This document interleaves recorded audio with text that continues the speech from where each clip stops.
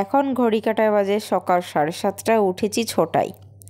আজকে কিন্তু বেডরুমের সমস্ত কাজ ফেলে রেখেছি, কারণ ডিপ ক্লিন করব।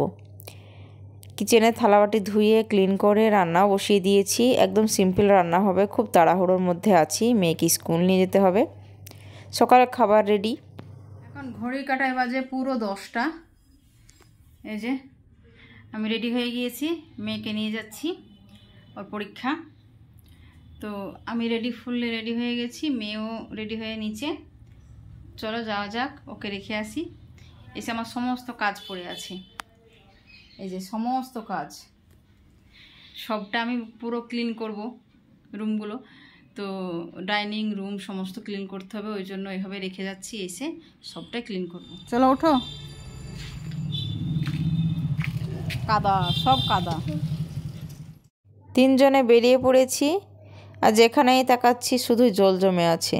এখানে মা মেয়ের গল্প করছে, আর এত আওয়াজ গাড়ি ঘোড়ার। এই যে গন্তব্যস্থলে পৌঁছে গেছি। আমি মেয়ের পাপা তিনজনে যাচ্ছি স্কুলে দিতে। রুসাদের স্কুলে পৌঁছে গেছি। মেয়ের আজ প্রথম স্কুলে এক্সাম শুরু হচ্ছে, মেয়েকে স্কুলে দিয়ে এখন বাড়ি ফিরছি। ঘড়িতে বাজে 11:30। বাড়ি চলে আসলাম।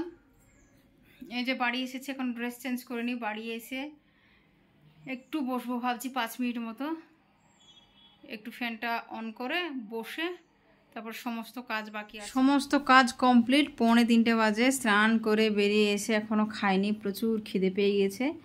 তো মেয়ে স্কুল থেকে বাড়ি এসেছে, মেয়েও খাবে। এখন আমি সমস্ত কিছু আমি ডিপ ক্লিন করে নিয়েছি, বেডশিট চেঞ্জ, বালিশ কভার সমস্ত কিছু চেঞ্জ করে নিয়েছি। ওই যে কোল বালিশের কভারটা এখনও চেঞ্জ করে রেখেছি, কিন্তু ওটা কভারটা লাগানো হয়নি।